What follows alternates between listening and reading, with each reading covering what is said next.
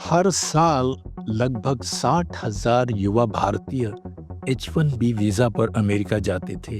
ज़्यादातर अमेरिकी और भारतीय आईटी कंपनियों में काम करने वाले। प्रेसिडेंट ट्रंप ने एक धमाके के साथ अमेरिका का दरवाज़ा उनके लिए बंद कर दिया। कुछ अर्थशास्त्री, उद्योगपति और पत्रकार जो मोदी के प्रशंसक हैं, मानते हैं कि ट्रंप ने भारत को अभिशाप नहीं बल्कि आशीर्वाद दिया है। उनका कहना है कि ट्रंप ने मोदी के भारत को आईटी सेक्टर में एक नई क्रांति लाने की प्रेरणा दी है। भारत उन सॉफ्टवेयर इंजीनियर्स की अपार प्रतिभा का उपयोग करेगा जो अब अमेरिका नहीं जा सकते और आर्टिफिशियल इंटेलिजेंस, बायोटेक्नोलॉजी, रोबोटिक्स और सेमीकंडक्टर चिप्स जैसी उभरती टेक्नोलॉजीज में वर्ल्ड लीडर बन जाएगा। प्रधानमंत्री मोदी ने भी कहा है कि कुछ देशों के एक तरफा फैसलों के खिलाफ मजबूती से खड़े होने के लिए भारत को आत्मनिर्भर बनना होगा। वे कहते हैं, निर्भरता हमारा सबसे बड़ा दुश्मन है। क्या हम सचमुच मान लें कि ट्रंप का H1B बम एक बम नहीं है बल्कि एक रॉकेट है जो भारत की तकनीकी क्रांति को एक नई ऊंचाई पर ले जाएगा? पहली बात, हमारे युवा सॉफ्ट इंजीनियर्स जो अमेरिका जाने का सपना देख रहे थे, भारत में ही काम करना पसंद करेंगे? लगता नहीं है, क्योंकि अमेरिका दुनिया नहीं है। Britain, Ireland, Switzerland, Netherlands, Japan, Canada, इन देशों में भी उनकी मांग है। वो वहां चले जाएंगे। पिछले 10 साल से भारतीय आईटी कंपनियां टीसीएस, इन्फोसिस और भी अपने अमेरिका के ऑफिसों में भारतीयों की संख्या लगातार घटा रही है। उनकी जगह अमेरिकी लोगों को ले रही है। 2015 में उनके ऑफिसों में 15,000 भारतीय काम करते थे। 2024 में केवल 10,000। यानी ट्रंप की बमबारी से काफी पहले से ही भारत के सॉफ्टवेयर इंजीनियर्स अमेरिका के अलावा दूसरे देशों में भी जा रहे थे। जर्मनी, स्विट्जरलैंड, ब्रिटेन, कनाडा, कुछ तो चीन भी जा रहे थे। यानी ट्रंप या नो ट्रंप, हमारे सॉफ्टवेयर इंजीनियर भारत छोड़ के दूसरे देशों में जाएंगे ही, क्योंकि वहां भारत की अपेक्षा सैलरी बहुत ज्यादा है, सड़कें और सार्वजनिक परिवहन सेवाएं बेहतर हैं, वर्क कल्चर अलग है, जीवन शैली आनंद से भरा है। इसीलिए मोदी भक्तों का ये कहना कि ट्रंप के बमबारी से भारत को ब्रेन गेन होगा, पूरी तरह बकवास है। जिनको जाना है वो जाएंगे, अमेरिका हो या जर्मनी। भारत की आईटी कंपनियां उन पर न कभी निर्भर रही न रहेंगी। उनका काम तो भारत में रहने वाले सॉफ्टवेयर इंजीनियर्स ही करते रहे हैं और करते रहेंगे। भारत हर साल 6 लाख कंप्यूटर इंजीनियर तैयार करता है। इनमें से 10-15% विदेश चले जाते हैं, 85% यहीं रहते हैं। एक सर्वे के अनुसार 2023 में भारत में 58 लाख कंप्यूटर इंजीनियर थे। आज इनकी संख्या 65 लाख होगी। ये जो विशाल समूह है, वही भारतीय टेक कंपनियों के लिए काम करती है। इसीलिए मोदी भक्तों का ये कहना अत्यंत भ्रामक है कि हमारी कंपनियां अमेरिका जाने से रोके गए बेहतरीन दिमाग वाले सॉफ्टवेयर इंजीनियर का उपयोग करके अपने को उभरती टेक्नोलॉजीज का वर्ल्ड लीडर बना सकती है। पहली बात, वो यहाँ रहेंगे ही नहीं तो उनका उपयोग कैसे करेंगे? दूसरी बात, वो कोई विलक्षण नहीं थे, वो उतने ही दिमाग वाले थे जितना भारत में रहने वाले। हमारी टेक कंपनियों को एक बड़ी संख्या में क्वालिटी मैन पावर उपलब्ध था। अगर वो उभरती टेक्नोलॉजीज में आविष्कार करना चाहते तो उनको दिमाग की कोई कमी नहीं थी। फिर उन्होंने आविष्कार क्यों नहीं किया? कारण थी मानसिकता, कंपनी मालिकों की मानसिकता। वो पैसा कमाना चाहते थे, आसानी से पैसा कमाना। आसानी से पैसा कमाने का तरीका क्या था? Google, Microsoft, Amazon, Apple, Accenture जैसी अमेरिकी टेक जायंट्स का ठेकेदार बन जाओ। कोई नई चीज बनाने में अपना दिमाग मत लगाओ। जो काम दे उसको ठीक से कर दो। हमारी टेक कंपनियां न केवल अमेरिकी टेक जायंट्स के ठेकेदार हैं, बल्कि JP Morgan, Mercedes, Nike, Harley Davidson और दुनिया भर की कई अन्य बड़ी कंपनियों के भी ठेकेदार हैं। हम भारतीयों को बहुत गर्व होता है कि हमारे इंजीनियर्स ने अमेरिकी टेक जायंट्स को बनाने में बहुत बड़ी भूमिका निभाई है। लेकिन हमें कभी शर्म नहीं आती कि भारतीय टेक कंपनियों ने हमारे इंजीनियरों के जीनियस का इस्तेमाल करके अपने को वर्ल्ड लीडर नहीं बनाया। हमें सत्य नडेला और सुंदर पिचाई पर गर्व है, लेकिन हम भूल जाते हैं कि अमेरिकी टेक जायंट्स के मालिकों ने उनके जीनियस को देख के उनको वो जगह दी है। हमें शर्म आनी चाहिए कि भारतीय टेक कंपनियों ने कोई सत्य नडेला या सुंदर पिचाई नहीं बनाया। वजह साफ है, भारतीय कंपनियां आविष्कार में विश्वास नहीं करती। उनका पूरा ध्यान ठेकेदारी करने, सेवा करने में लगा रहता है।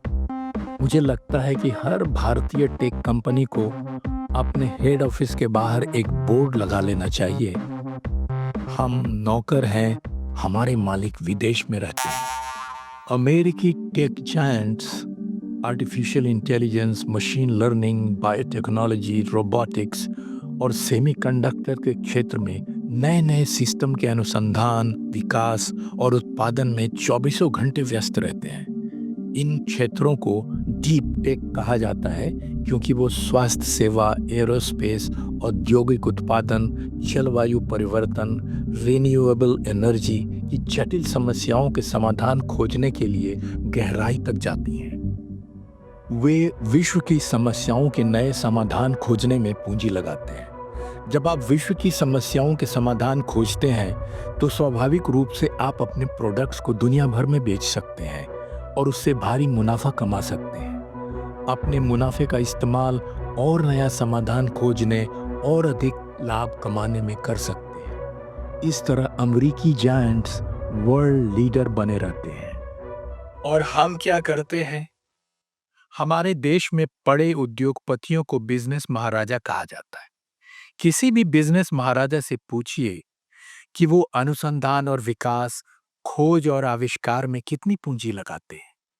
महाराजा अपने बेटे की शादी में मेहमानों को चार्टर अंतरिक्ष यान से चांद पर ले जाने के लिए अरबों रुपये खर्च कर सकते हैं, लेकिन जब R&D, रिसर्च एंड डेवलपमेंट की बात आती है तो उनकी मुट्ठी बंद हो जाती है।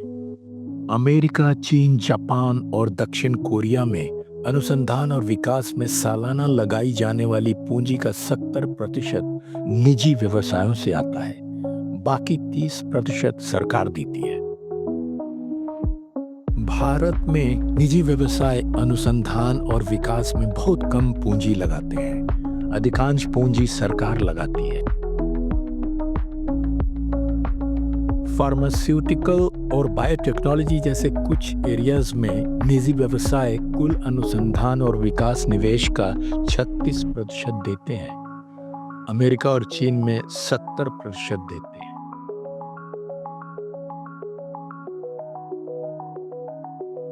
भारत में रिसर्च एंड डेवलपमेंट पर वार्षिक निवेश जीडीपी का 0.6% होता है।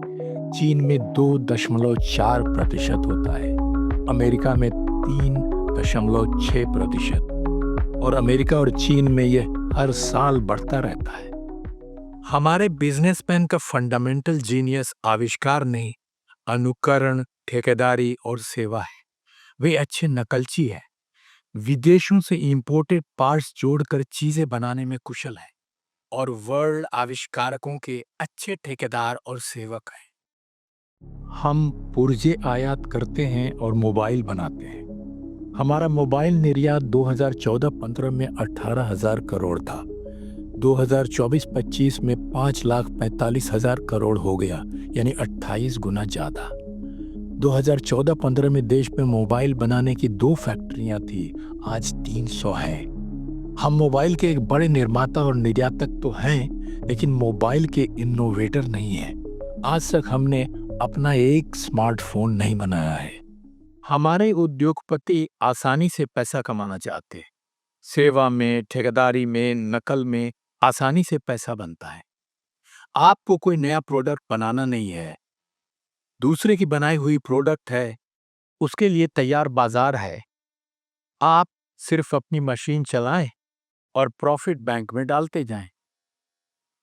आविष्कार का मतलब है अनुसंधान, और अनुसंधान का मतलब है बड़ा पूंजी निवेश, लंबा समय। नया माल बिकेगा कि नहीं उसका डर। भारतीय उद्योगपति इतना बड़ा जोखिम उठाना नहीं चाहते। वो आसानी से पैसा बनाना चाहते हैं। पार्ट्स असेंबल करो, नकल करो, सेवा करो, ठेकेदारी करो और अरबपति बन जाओ। कुछ साल पहले अमेरिका के टेक जायंट्स को लगा कि आर्टिफिशियल इंटेलिजेंस दुनिया में एक तकनीकी क्रांति ला सकती है। उसकी सोच और समझ आदमी से ज्यादा दूरदर्शी, सटीक और तेज होगी। मसलन वो किसी व्यक्ति के मेडिकल और जेनेटिक डेटा का किसी डॉक्टर से बेहतर विश्लेषण करके कैंसर जैसी गंभीर बीमारियों का जल्द पता लगा सकता है।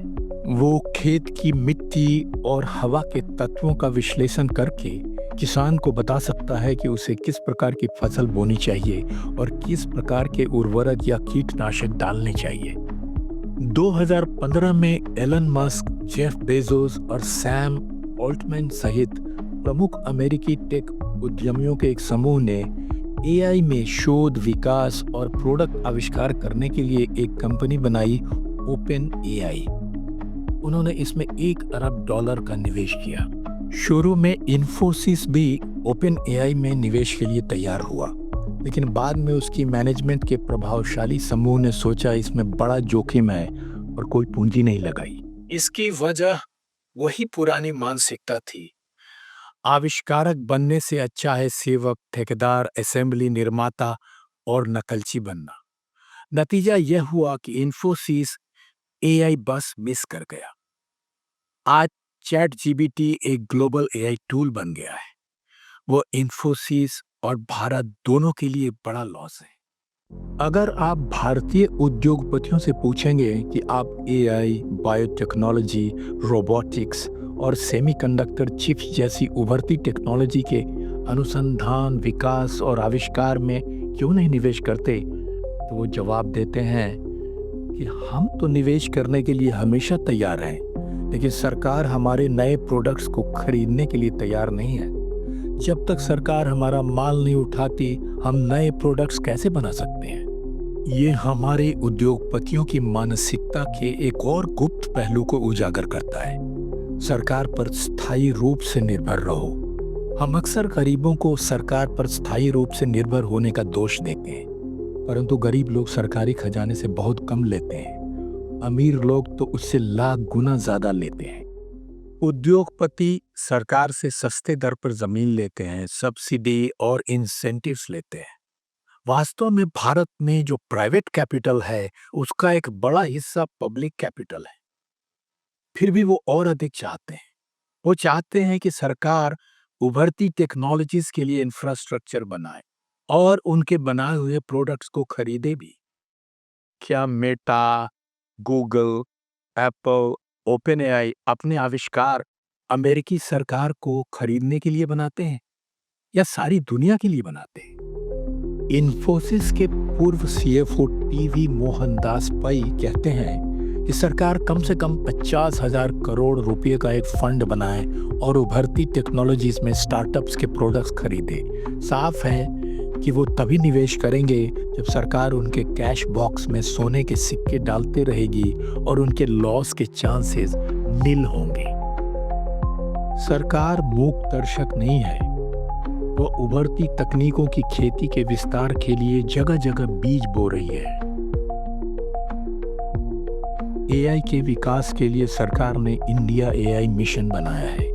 2024-25 में उसने 10,000 से अधिक जीपीयू की कंप्यूटिंग क्षमता स्थापित करने के लिए 10,000 करोड़ रुपए आवंटित किए।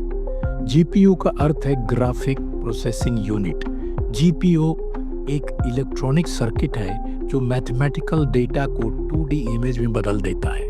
हम अपने कंप्यूटर में जिस सीपीयू का उपयोग करते हैं वो एक सामान्य प्रोसेसर है और कम मैथमेटिकल कंप्यूटेशंस कर सकता है। जीपीयू एक विशेष प्रोसेसर है और अरबों मैथमेटिकल कंप्यूटेशंस तेजी से कर सकता है। सरकार का प्लान था 10,000 जीपीयू खरीदना, लेकिन मई 2025 तक उसने 34,000 जीपीयू खरीद ली। इसके पीछे उसकी मंशा ये है कि वो एआई स्टार्टअप्स के लिए एक मजबूत क्लाउड प्लेटफॉर्म बनाए, जिसका इस्तेमाल startups machine learning, video editing, gaming और अन्य कामों के लिए एआई टूल्स का आविष्कार करने में करें। दूसरा क्षेत्र है सेमीकंडक्टर चिप्स, जिनका उपयोग मोबाइल, कार, टीवी, एमआरआई और पेसमेकर में होता है। भारत में चिप्स बनाने के लिए एक भी प्लांट नहीं है। सरकार ने चिप उत्पादन में निवेश को प्रोत्साहन देने के लिए इंडिया सेमीकंडक्टर मिशन बनाई है।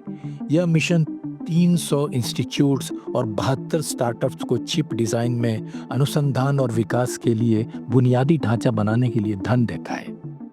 ये सच है कि उभरती टेक्नोलॉजीज में ज़्यादा से ज़्यादा स्टार्टअप्स बने और वो तेजी से आविष्कार करें।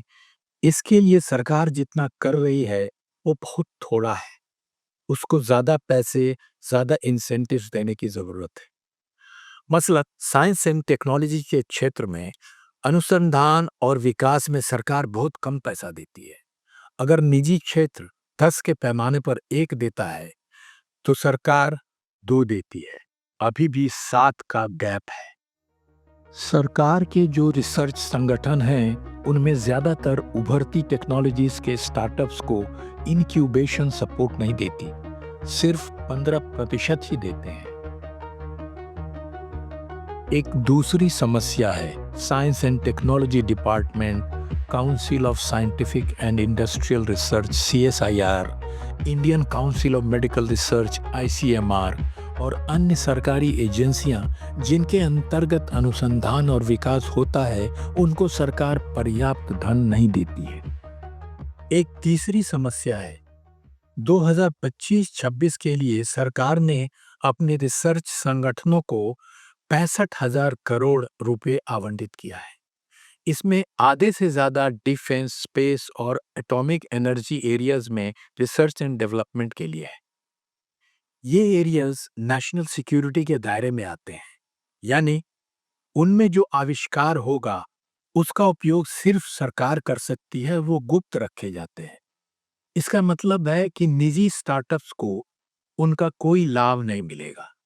भारत के समग्र विकास में, उभरती टेक्नोलॉजीज के समग्र विकास में उनका कोई योगदान नहीं होगा।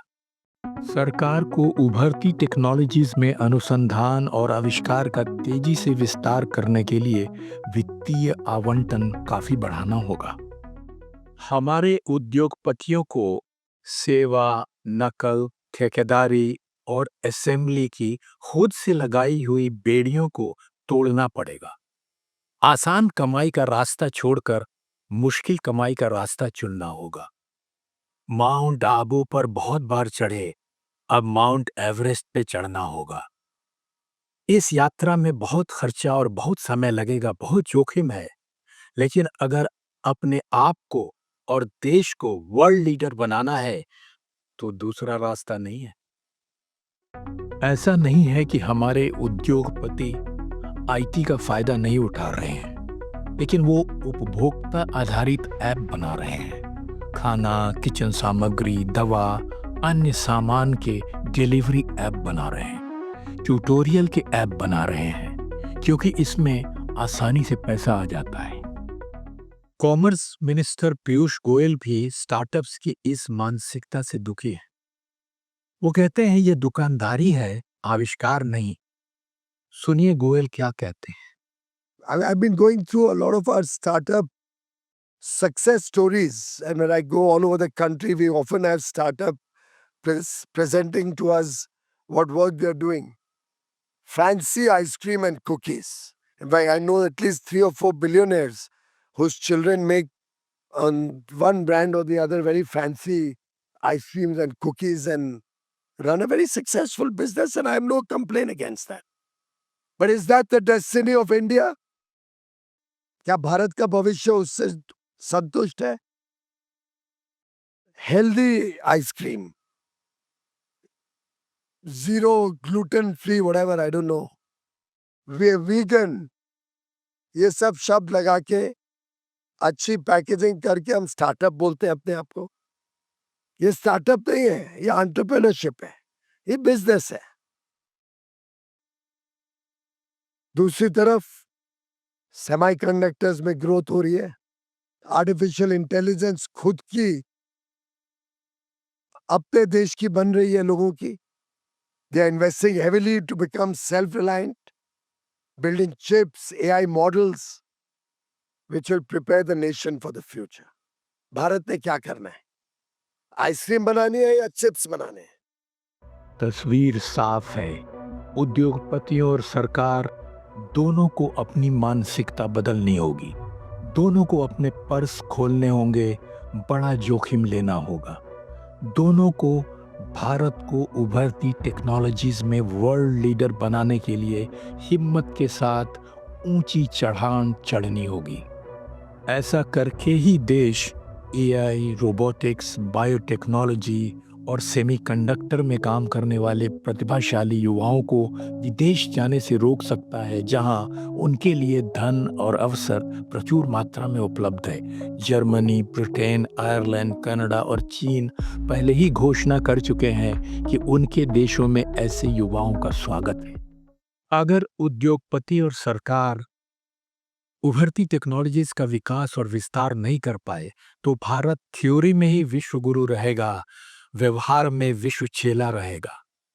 हम अंकल सैम के अनुयायी ही बने रहेंगे।